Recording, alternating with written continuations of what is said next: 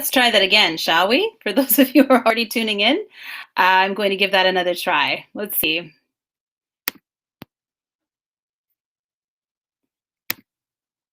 Doesn't want to play. And it has such a beautiful welcome on it too.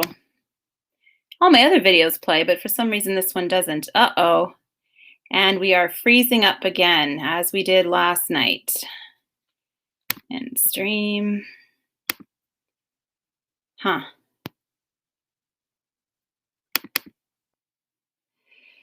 Oh boy.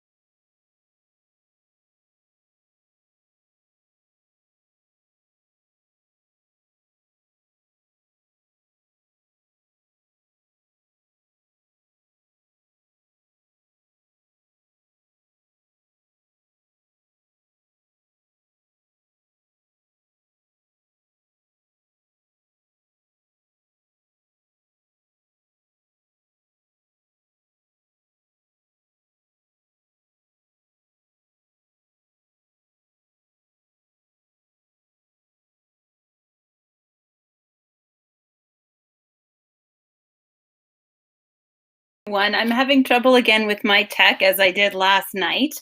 I would really like to play you this intro video that I created. So I'm going to give it one more try. And all my other videos seem to work, but that one doesn't want to cooperate. So please stand by as I give it one more try. It has a beautiful land acknowledgement and all kinds of other things on it that I'd like you to see. But we'll give it one more opportunity and then that's it. We're going to let it go. If it doesn't work, we'll just start the show without it. Let's see.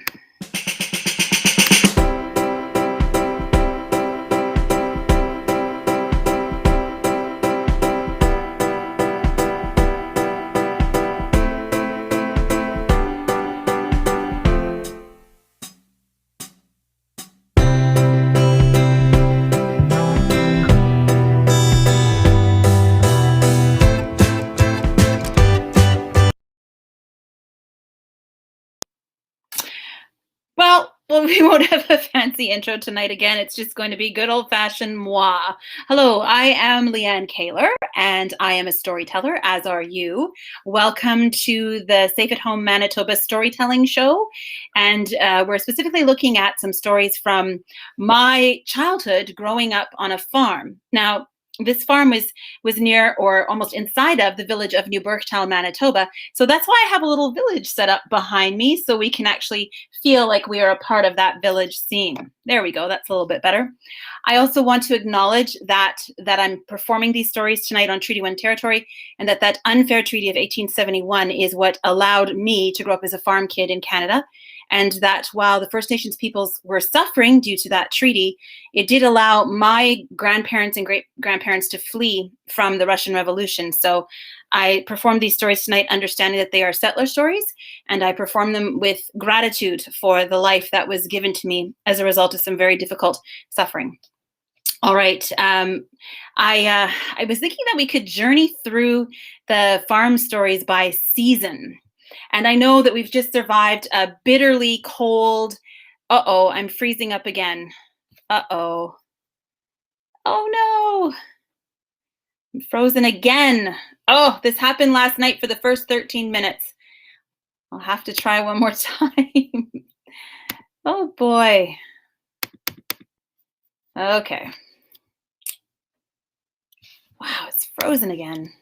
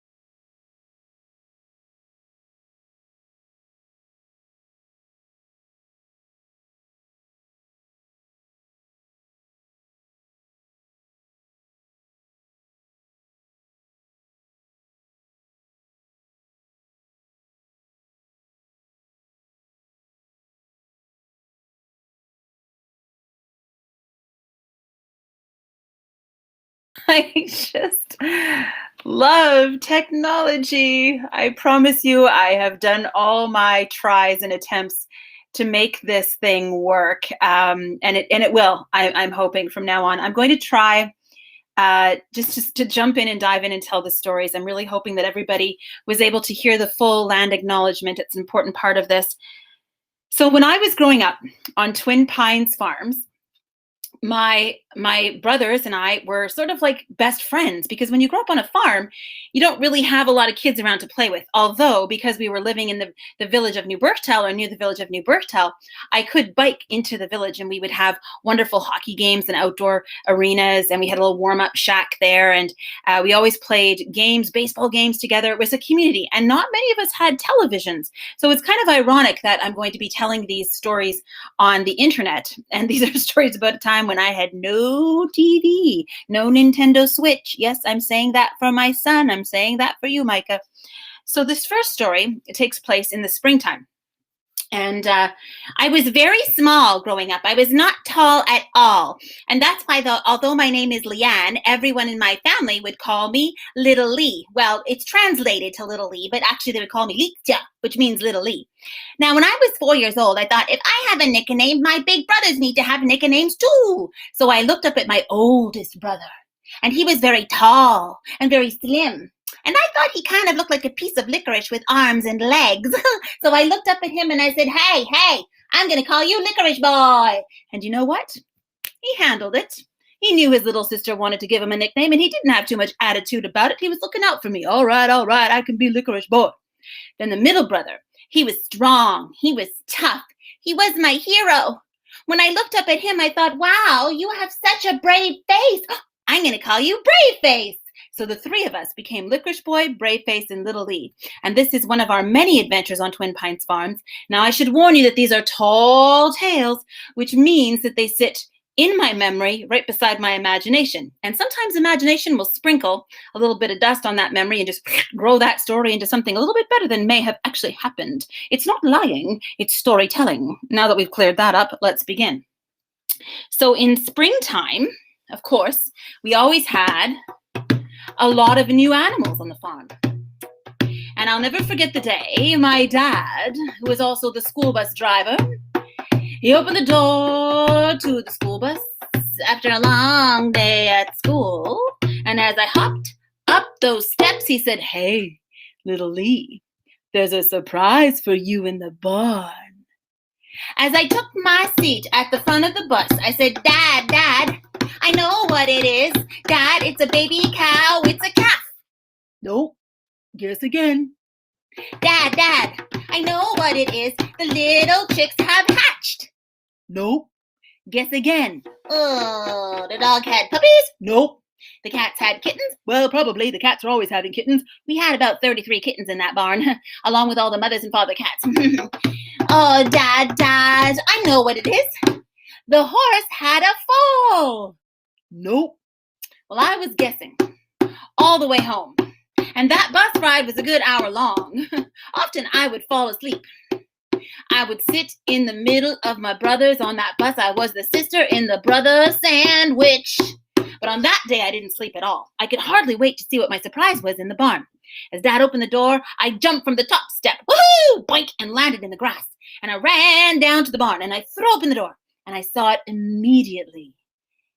There was the ewe. Ewe means mama sheep.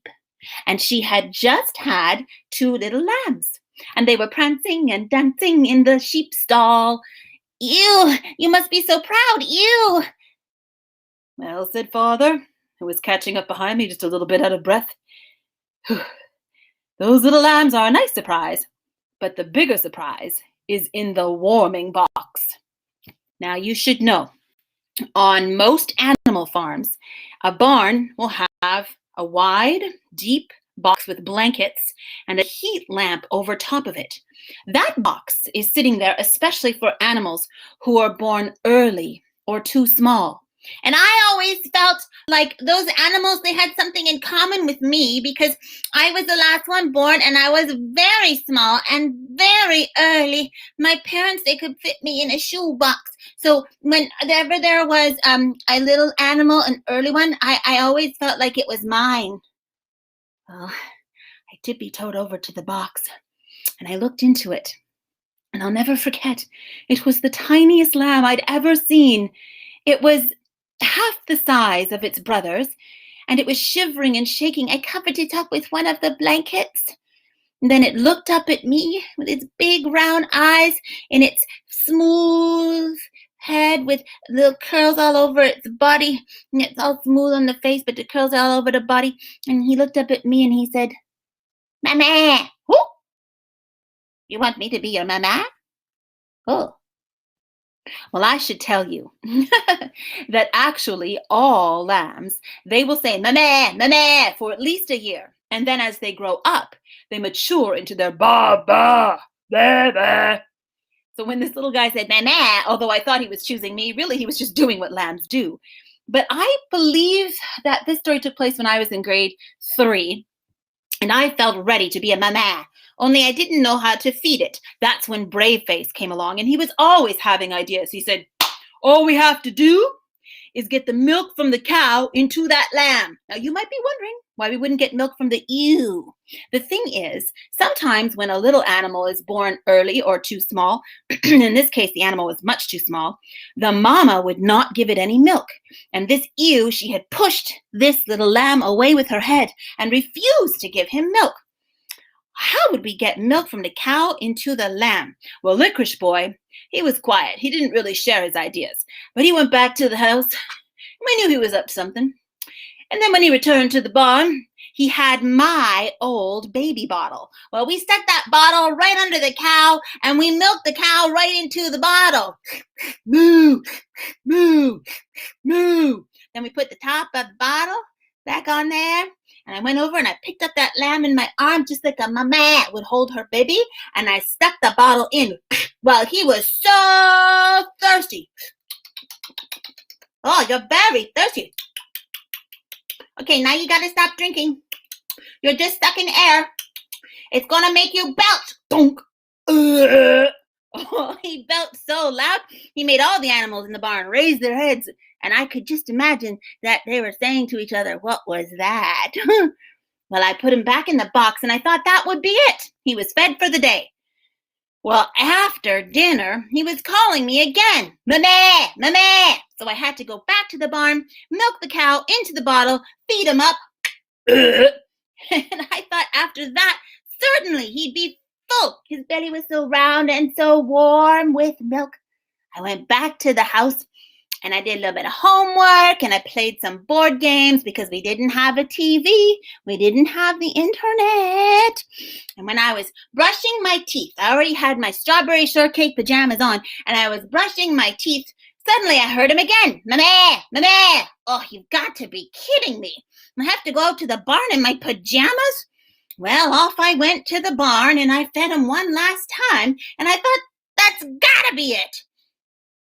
In the middle of the night, when I was fast asleep, tucked up tight, with my strawberry shortcake blanket on my strawberry shortcake pillow, he called out again, Mama! Mama! Mama! Only he woke up all the other animals in the barn. There was moo, and there was neigh, and there was cock-a-doodle-doo, because the rooster thought that it was morning, and even the dog, ow, ow, ow, he was howling. Well, he was probably howling at the moon anyway, but he howled extra hard, ow, ow, ow, and my brothers, who were sleeping in the other bedroom, they knew where my head was, and they gave the wall a kick, and they said, hey, little Leigh, of the night.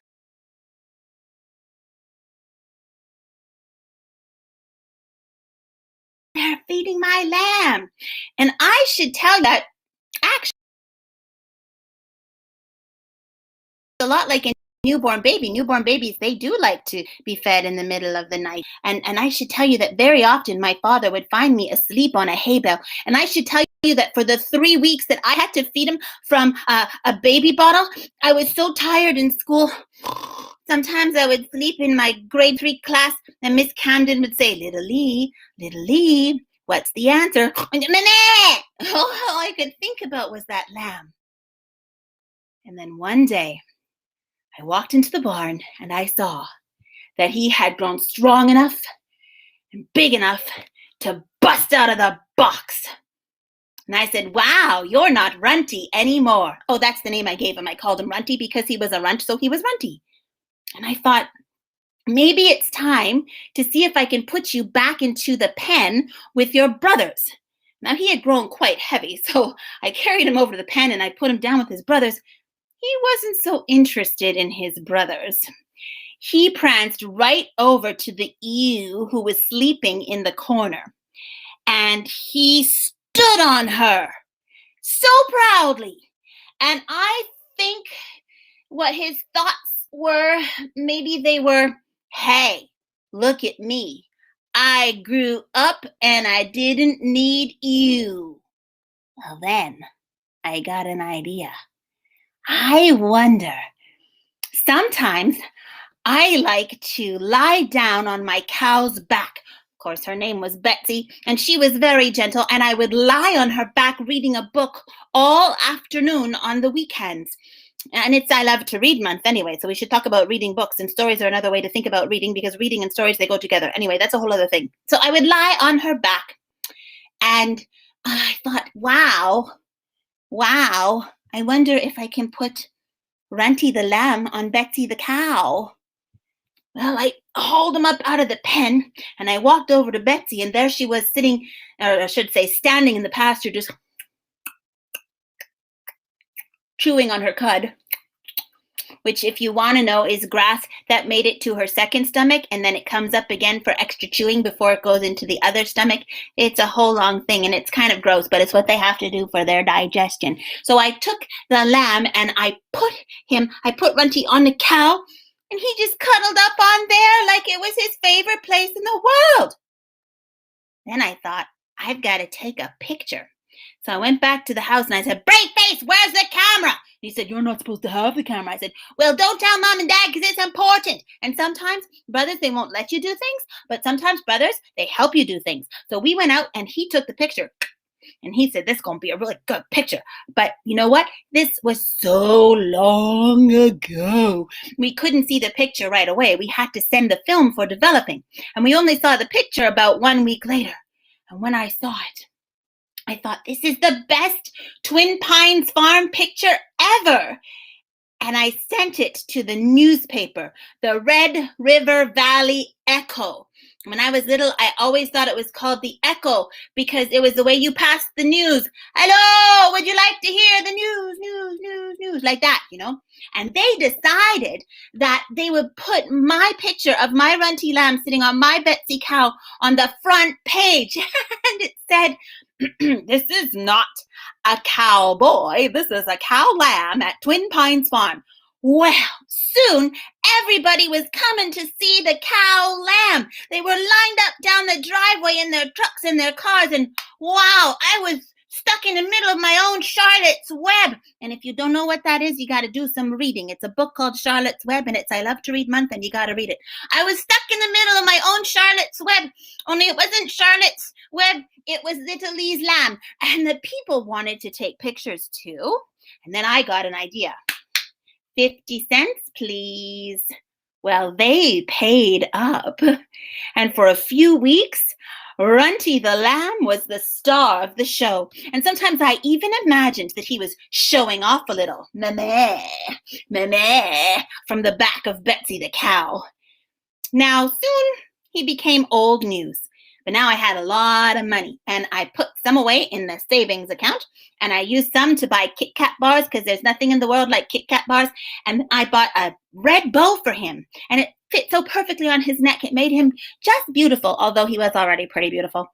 The only sad part about this story was that at the end of the summer, my dad was preparing to sell all of the male lambs because on a farm, you can have a lot of ewes, but you can only have one ram. If you have more than one ram, well, they get into fights and it's a big old mess. And I was so sad because I knew he was preparing to do this. And I said, Daddy, please, could I just keep Runty? I know we've never kept a male lamb and grown it into a ram except for the one that we already have. Can I please keep him? Dad thought about it and he said, all right, I know what needs to be done. We'll build an extra pen just for him. And you know what? He grew up and he always wore the red bow. Sometimes when it got a little too small, my mom could add some extra cloth, red material to it to make it fit around his big old neck. And as he grew into a ram, he grew a long beard and round curly horns. But it was quite a miracle. While all the other lambs turned into sheep, and they all said, "Bah, bah." This big old ram who had once been a runty never changed. He always said, "Meh, meh," especially when he saw me coming. And we grew up together. Now he is gone, I'm sad to say, but I will always have that memory of him. And I think that memory makes for a great story. Now, I would like to try to share a video with you. And I'm going to take a little break from farm stories. This is a story that I often tell at Down the Vert Museum. And I just want to say that they have a lot of family content on their pandemic website. So please do head over there and visit it. I think you can also go visit museums now at this point. But we are supposed to be trying to stay safe at home. So I would encourage you to perhaps just visit their website. I'm going to see if this video will work for us. It was filmed by Mr. Randy Guest, my lovely husband and filmmaker. Hold on a second. Let's see if I can load it up for you. And if it plays, we're golden.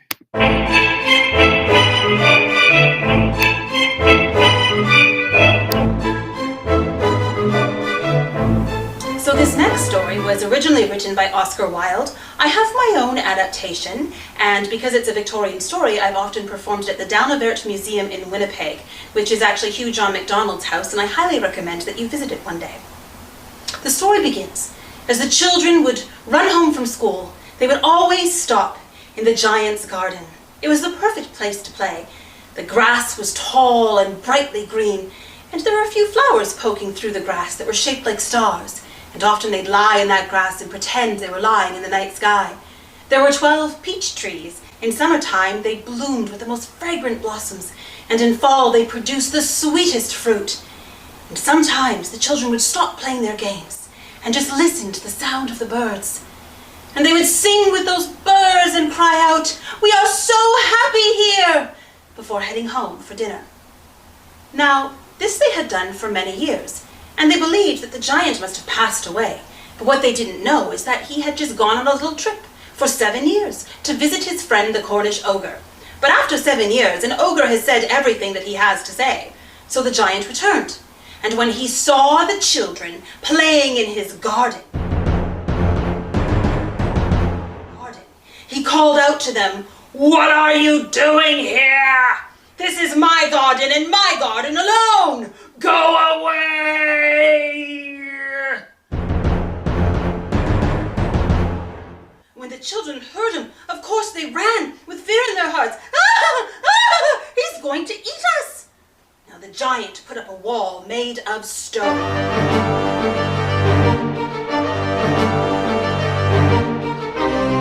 And he put up a sign on the wall that said, "All trespassers will be prosecuted," which basically means he would hire a lawyer and put you in jail. He was a very selfish giant. Now winter came to the garden, and as it was covered in snow, the children would wander by the stone wall and think to themselves, "How happy we were there." And the giant would call out to them from his tallest window in his castle, "Go away!" and they would run for home. Now, when winter began to end, across the land, spring began to show itself, as it always does, and tiny flowers began to peek through the snow, and the grass began to appear. Everywhere, that is, but for the giant's garden.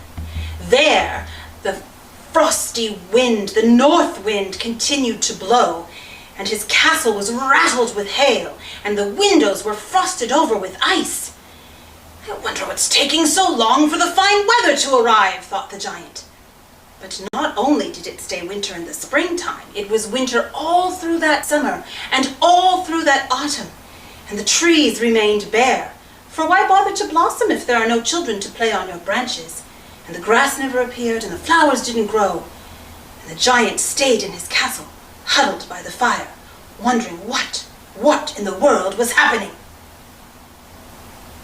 Then one morning, the giant woke to the sound of a tiny linnet bird singing outside his window. The birds had not returned to the garden as of yet, and he went to her, and he was thankful for her song. And his eyes beheld the sight of children creeping through a tiny crack in the stone wall. And as they climbed the trees, the blossoms began to appear on the branches, and the snow melted away with the laughter and joy of the children. And the flowers began to appear, poking their heads out from the tall green grass. Only in the corner of the garden, there was a very small child, a little boy who was crying. "I cannot climb the tree. I cannot reach the branches." Well, the giant, he knew right away what must be done. "I have been very selfish," he thought to himself. "It's time for a change." And very quietly and slowly, he opened the front door of the castle, and he tippy-toed, to the best of his ability, for after all he was still a giant, to the corner of his garden.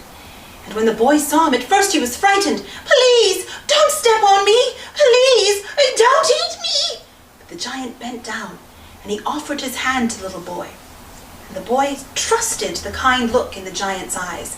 He climbed into that hand, and the giant lifted him up into that tree. "You are the king of this garden," said the giant. "You, not me." And the children all began to cheer. "The giant is lovely! We love our giant!" And he answered them, "And so you will be welcome in my garden."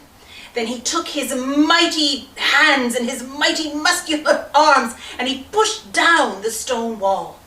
And you know, every day thereafter, the children came to play.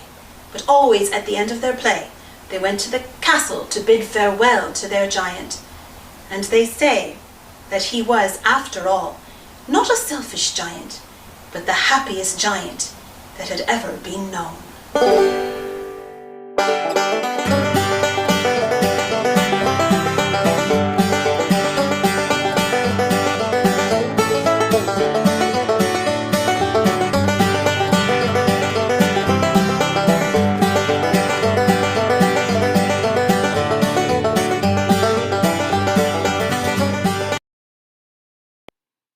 I hope you enjoyed that story.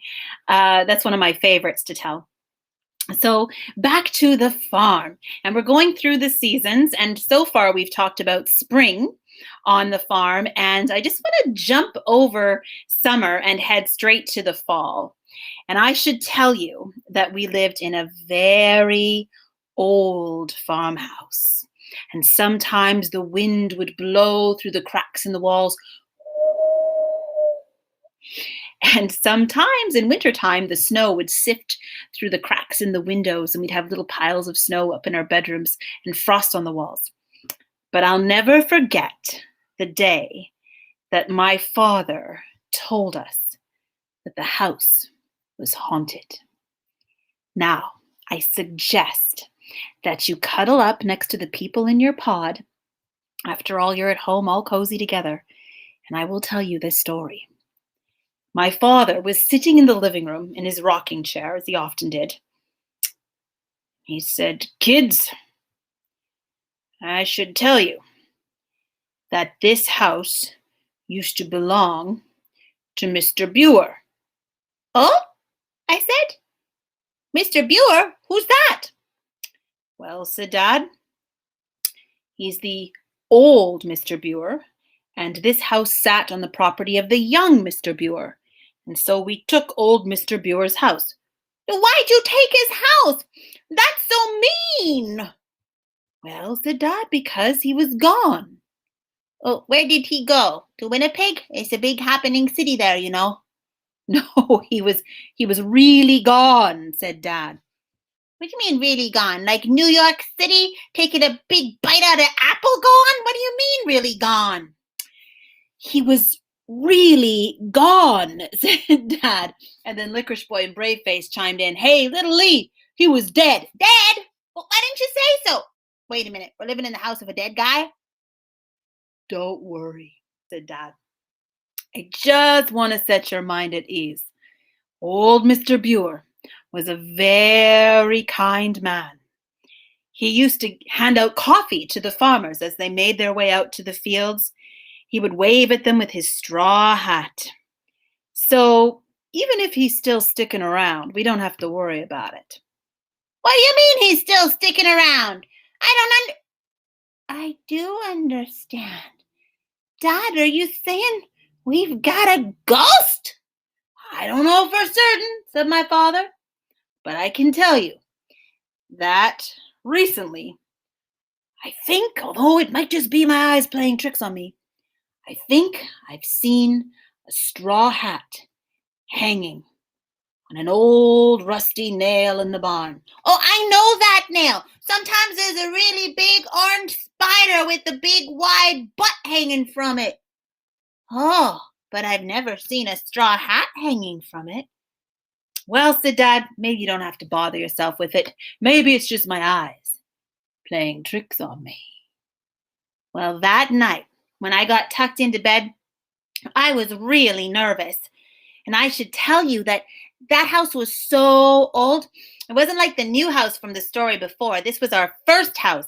And there wasn't really space for me. My mom and dad had one room, and the boys had another room. And I was growing up in a hallway where the stairs went up into a hallway. That was my room. And I just had a sheet for a curtain, no door. And as I was underneath my blanket, I thought I heard someone walking on the stairs. Creak, creak, creak, creak. And the boys, they stuck their heads out of their room and they said, "Hey, little Lee, that's Mr. Boer walking up the stairs." I said, "No, it's not. No, it's not." Creak, creak, creak, creak. Now, I don't remember this part, but my mother says she would often find me in the middle of the night sitting on that staircase, eating an Oreo and holding the other Oreo in the air. And she would ask me, "What are you doing, little Lee?" And I would say, "Oh, I'm just feeding Mr. Boer." So I really believed in him. Now, one brisk fall day, I went to the barn to play with the kittens, who were slowly becoming cats, because after all, the spring had passed and so had the summer, and they were growing up. And that's when I opened the door and I saw it, the straw hat hanging from the rusty old nail. "Oh, it's true. The hat belongs to Mr. Boer." And I knew this because my father never wore a straw hat. My father always wore a John Deere hat. That's a type of tractor. Well, I ran to go find my brothers and I said, "Boys, boys, Mr. Boer's hat is hanging in the barn." Oh, little Lee, really? So they came down from their treehouse that had a sign on it that said, "No girls allowed," which means especially little sisters. And we went to the barn and it wasn't there. Oh, little Lee, you just wanted to get us out of the treehouse. No, no, I'm telling you, it was really there. It was really there. I'm not lying. But brothers, they often think you're lying, even when you're telling the truth. Well, it was time for us to start chores anyway. So Braveface, he went up into the hayloft, and moments later we heard him make a sound. It was not the sound of my hero. It was a sound I've never heard coming out of his mouth ever since. Rah! Rah! Rah! So we ran up the stairs and we jumped into the hayloft. I said, what is it? What is it? Oh, there was the straw hat moving across the hay bales. It's Mr. Boer's hat. It's floating. Then it stopped very suddenly, and it made a sound. Meow. Huh? Well, then Braveface remembered that he is brave, or he was brave, and he went over and he lifted the hat, and there was a kitten. Oh, Starbright, named after the star on her forehead. Starbright, what are you doing? Well, we ended up playing with that hat and all afternoon. Oh, Mr. Boer. Boo. But the very next day when we went back to the barn, we had left it up there in the hayloft. It was gone. And we didn't see it after that. It was only the one time. Now, fall continued on, and soon it was time for Halloween. And we all dressed up. And of course, I dressed up like a cat because I loved all my 33 cats. And the boys, they wanted to go trick-or-treating, but they didn't want to dress up. And Mom said, "No costume, no trick-or-treating." And she took them upstairs, and I heard them say, "Oh, Mom, no, Mom." And they came downstairs wearing dresses and high heels and lipstick. It was so funny. I'll never forget it. But Dad was sitting at the table, and he was drinking tea and coughing. And he said, "Oh, kids, I'm sorry. I'm too sick to take you into the nearby town to go trick-or-treating." "What? What are we going to do? Trick-or-treat on the farm? Trick-or-treat cow? Trick-or-treat sheep? They don't have anything to give us. I'm not eating their food." But Mom said, "Don't worry. Dad's going to stay home and try to recover, and I'll take you kids trick-or-treating." "Well, no offense, Mom, but Dad's more fun. Dad tells ghost stories, really great ghost stories, and he makes the evening really fun." Mom said, "Okay, I understand you're going to miss your father. So I know that usually the rule is you can only trick or treat until you fill one pillowcase with candy. But this year, I'm going to let you fill the whole trunk of the car." "The whole trunk of the car? That's crazy." "Let's do it." So off we went, and we must have been trick-or-treating for 4 hours. We filled up our pillowcases and dumped it in the trunk of the car. And when we were heading back to Twin Pines Farm, we were so sugared up in the back seat. "Halloween, Halloween, Halloween is here. Cats and bats and monkey hats, but I don't feel the fear." Finally, Mom slammed on the brake, and she said, "Kids, you've got to get some of that sugar out of your system. Now, it is a very warm night for Halloween. No snow on the ground, and the moon is shining down brightly. Why don't you walk the rest of the way?" "Walk the rest of the way on Halloween night? Mom, are you crazy? There are bats in the air and witches flying everywhere." "Don't worry," said Braveface. "We'll take care of you." "Yeah, right, my brothers will take care of me." And I don't know how it happened, but suddenly the three of us were just standing on the road, holding our Tootsie Rolls and waving goodbye to Mom. Dust was flying in the air as she drove away. Now, we had a good solid mile to walk back to that farm, which is just about 2.5 kilometers or something like that, because long ago they measured things with miles, and they still kind of do today, but not always. And it's very confusing for a kid's head. Well, we were walking along, and the boys, they decided to scare me a little. "Hey, little Lee, what's that crawling in the ditch?" "I'm not looking, and I'm not scared." "Hey, little Lee, what's that flying in the sky?" "I'm not looking, and I'm not scared." Well, finally, we made it back to the top of the driveway. Now, I should tell you, at the top of our driveway, there was an old oak tree. It always looked a little bit gnarled and spooky all year through, but especially on Halloween night with the moon shining down so bright. And up in that tree, there was usually a barn owl. And usually he would say, "Hoo, hoo," and we'd answer, "You, you, hoo, hoo, you, you, hoo, hoo, you, you, hoo, hoo. Don't you know yourself?" But on this night, The owl looked a little bit bigger, and he was making a different kind of a sound. Whoa! Whoa, whoa, whoa!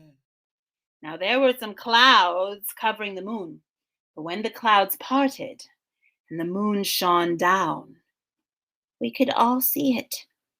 A man up in the tree, wearing a straw hat. Oh, I said, boys, I think that's Mr. Boer. Now I knew that they were shaking in their high-heeled shoes. And they said, that's just a story that Dad tells us to keep us entertained, you know.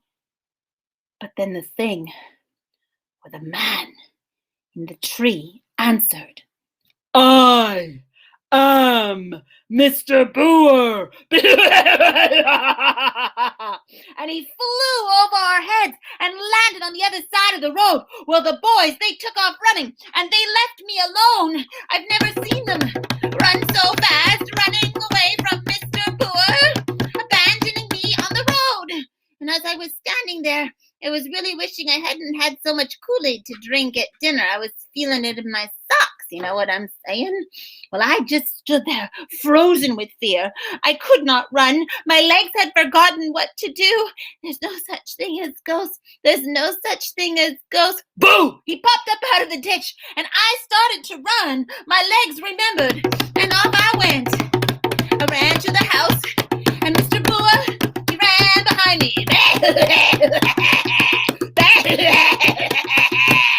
Now, ghosts don't usually run. Ghosts usually float. But this one was running. And I got to the door, and I found out those boys had locked me out. I pounded on the door. But I'd lost my voice. Finally, Mother opened the door, and very calmly, and she said, Little Leigh, whatever is the matter? Well, I jumped into the house, and I slammed the door, and I locked it. Mr. Boer! The boys were sitting on the couch trying to look like they were not afraid of anything. We're not afraid. We're not afraid. But I knew they were afraid. And suddenly there was a knock on the door. Dong, dong, dong. Oh, said Mom, that must be our only trick-or-treaters. We had 2 farm kids from up the road that would make the journey to our house, so we gave them really big chocolate bars and really big bags of chips to make it worth it. Mom went to get the really big chocolate bars and the really big bags of chips, and she said, Come on, Little Leigh, open the door for the trick-or-treaters. I said, Mom, those aren't trick-or-treaters. She said, Oh, Little Leigh, open the door. Then my brother said, Yeah, Little Leigh, open the door. We dare you. You're not supposed to dare me. That's a family rule. What's the matter? Are you chicken? I'm not a chicken. I don't have feathers. I don't live in a coop. When you pick me up, I don't poop. I am going to open that door. I put out my hand, and I wrapped it around the doorknob. And I put out my hand, and I wrapped it around the doorknob. And slowly, slowly, I opened that old creaky farmhouse door. Standing there was a ghost, wearing my dad's boots, in the sheet from my parents' bed, and on his head there was the straw hat. Well, then he reached down. He said, I am Mr. Boer. I'm also your father. He pulled up the sheet and revealed his face. Daddy, what are you doing? Oh, I thought my heart was going to jump out of my chest, and I can feel the Kool-Aid in my socks, you know. Well, we did try to fool the farm kids. We gave their parents a call and said when they come for trick-or-treating, drop them off just a little ways down from the driveway. And we dressed a brave face dressed up in the costume. But when he flew over their heads, they didn't scream. They said, we can see you, and we can see your zip line. And you know, I often wonder to this day, what was it that made us believe in that ghost? Why didn't we see the zip line that Father had been building while Mother was out giving us extra trick-or-treat time? And I think it's because stories are that powerful. Our father had set up the idea of Mr. Boer in our minds, and so we saw him. Only I told you that we ended up living in a bigger house and we sold that house. And I have to say, when they came to pick up the house with the crane and put it on a flatbed truck and take it to the next farmyard for the next family, for just a moment, the door opened and closed.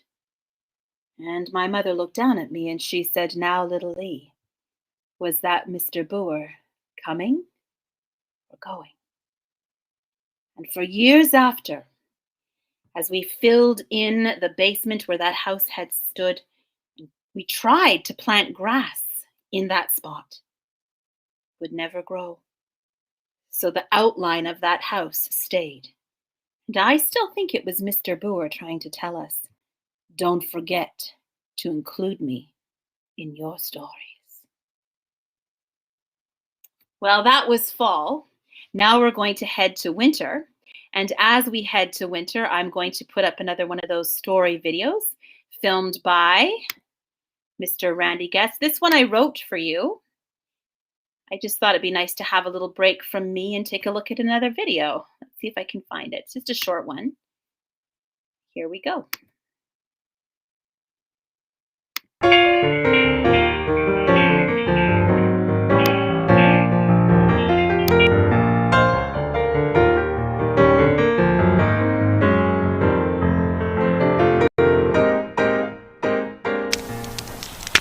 So I was thinking about snowflakes the other day and imagining a story that I might tell you. A snowflake came fluttering down from the sky, and as it was floating through the air, a nearby fire called out to it, "Snowflake, snowflake, land on me." Of course, the fire was intending to melt that snowflake. Well, the snowflake was tempted, and the snowflake did land in the fire.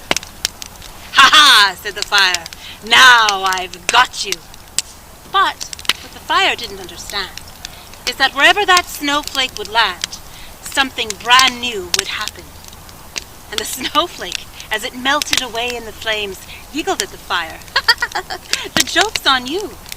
For you see, when I land on a tree, I bring giggles to that tree. And when I land on the tongue of a child, there's a magical moment. For nothing is quite so crisp and clean as the taste of snow on your tongue. And when I land on the nose of a puppy dog, well, that puppy dog skips and prances away, his heart filled with joy.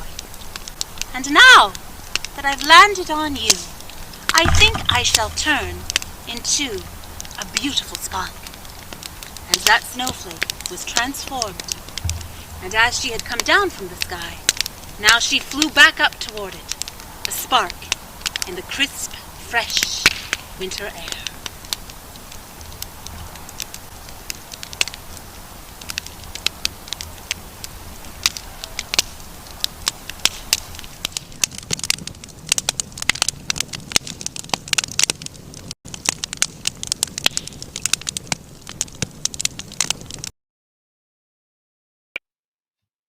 Hope you enjoyed that. But I also want to challenge you because, after all, it is still I Love to Read month. And I like to think of it as I Love to Story month. So it can be writing, telling, reading, whatever it is. I'd like to challenge you to write your own snowflake story and think about all the places where snowflakes might land and the magic that happens when they reach their destination. Well, this will be my final storytelling for the evening, and we are in winter. And I think this is probably the biggest event that happened to us. This story, I have a title for it.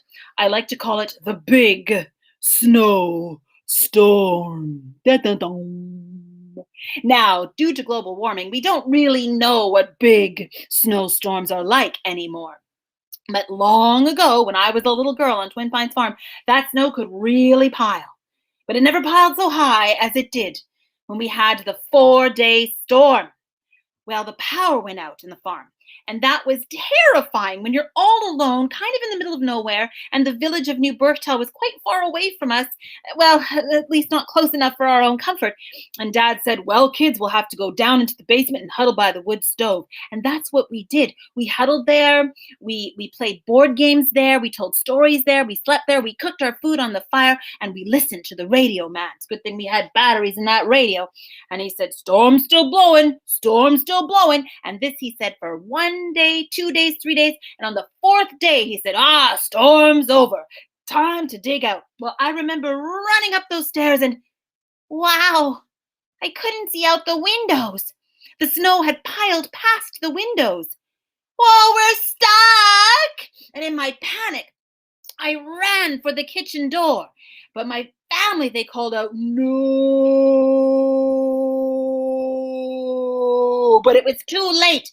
I threw open the door, and all the snow came piling down into the kitchen. Huh, said Dad. Now we're going to have to dig ourselves out. Wow, we really are like mole people. My mother, she said, children, if you're going to dig, even though we're inside, I need you to put on your outside clothes. Oh, no, not outside clothes. That means the red snowsuit. Now, that snowsuit had been passed down from Licorice Boy to Brayface, and now I was the proud owner of it. It had patches on the elbows, patches on the knees, even patches on the butt. My mom, before she would let me put on the red snowsuit, she always asked 5 annoying questions. Little Leigh, do you have to go pee? No, I don't have to go. And if I had to go, I would go. Stop asking me. Little Leigh, do you have to go pee? No, I don't have to go 1 pee or 2 pees or even 3 pees. Stop asking me. Little Leigh, do you need to skip to the loo? I'm not going to skip to the loo. I don't even know him. And you said don't talk to strangers. Little Leigh, should you visit the toilet? I'm not going to visit the toilet. Hello, toilet. How you doing? Little Leigh, do you have to? No, I don't have to go. Get over it, Mama. Well, finally, she would let me into that snowsuit. It took forever to put on, and I think that's part of the reason why she always checked with me about the pee business. Well, I'd get into that snowsuit, and it was stiff like cardboard, and we'd zip up the old rusty zipper, and always got stuck in my neck, and she'd pull the toque down over my eyebrows, and over went the hood, and round and round and round went the scarf. Oh, I can't breathe! Good, said Mom, you'll be warm. Then I always had this special trick. I put on my mitts and I'd say, can't do the boots by myself. And so then my mother or my kindergarten teacher, even my grade 1 teacher had to help me into my boots. It made me feel so special. Well, we started digging in that snow. That's right, digging out of our house. Just like mole people. A dig, a dig, a dig, a dig, a dig, a dig, a dig, a dig, a dig, a dig, a dig, a dig. First we went up. First we went long, and then we went up. Dig a dig a dig a dig a dig a dig a dig, and finally we broke through the surface of all that snow. And I'll never forget, it was the most beautiful sight in my memory. All that snow sparkling like diamonds in the sun, and the frost and snow hanging from the trees. I felt like we were moon people now, landing on the moon. Everything was so quiet, and the world was fresh and new. And because the wind had been blowing so much, the top of the snow was very hard and very crusty, so we couldn't fall through. But that snow had reached the top of the roof of our house. Well, those boys, they started to get an idea. They were always getting ideas. And when I saw that idea look on their faces, I'd always ask, what do we do? What do we do? What do we do? What do we do? And they'd always answer, you'll see. You'll see. You're never going to tell me. Well, they started digging down to the down to down, down to down, down to down to down, down to down to the ground where we had last left our toboggan. Those boys had some good memories. And we pulled that toboggan out, and the boys put it on the roof of the house. I said, we're tobogganing off the roof of the house. They said, yes, we are. And I never had a choice in the matter. But looking back, at least they did include me. Licorice Boy, he was at the front. He was going to steer the toboggan.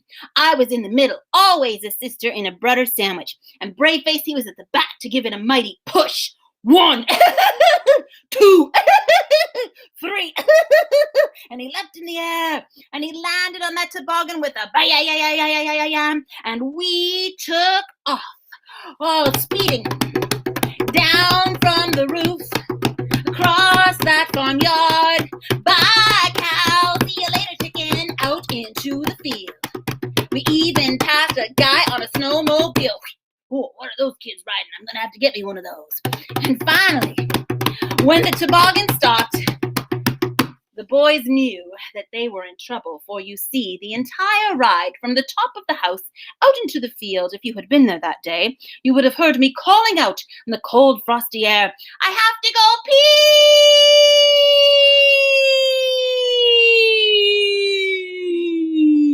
Now, a sister who has to go is definitely an emergency. So Braveface, he picked me up and he put me on his shoulders, and he was running across that snow with the crust on top so he didn't fall through. And I said, you better run. I really got to go, and if you don't run fast enough, I'm going to turn you into a popsicle.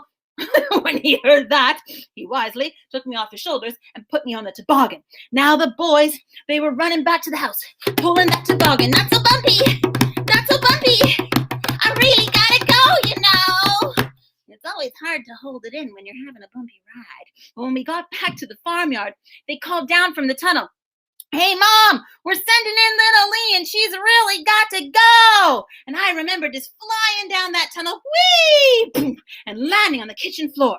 Well, Mom took off the hood, bye-bye toque, round and round and round, bye-bye scarf, zip went the zipper, popped out of the boots, threw off my mitts. Oh, I don't really have to go. False alarm. But you know, it was okay, because now the boys were back in the kitchen. And Mom, she had some hot chocolate with little marshmallows ready for us, and the power was back on, so of course she'd made some chocolate chip cookies. And as we sat there dunking our chocolate chip cookies in the hot chocolate, I thought to myself, or maybe even I said to the boys, I think this is going to be one of our best memories. And you know, best memories make for great stories. And even though it's been really difficult being stuck at home during the pandemic in our family pods, maybe it's an opportunity to sit down together and gather up memories and realize, just what are our family stories? And maybe it's an opportunity to have more tiny adventures, even though we can't travel and go on big trips. We can always go outside and build a snowman and roll around in the snow. And spring is just around the corner. I'm sure there's going to be something to do. Stick with your family. Stick with those who love you. And take this opportunity to make those memories. I'm just going to say goodbye, and I have a farewell video for you. Thank you for joining me today. I really appreciate it. I'll be back next weekend, and there will be different stories. So Friday, Saturday, and Sunday from 7 till 8. Let me just find this. Good night, everyone.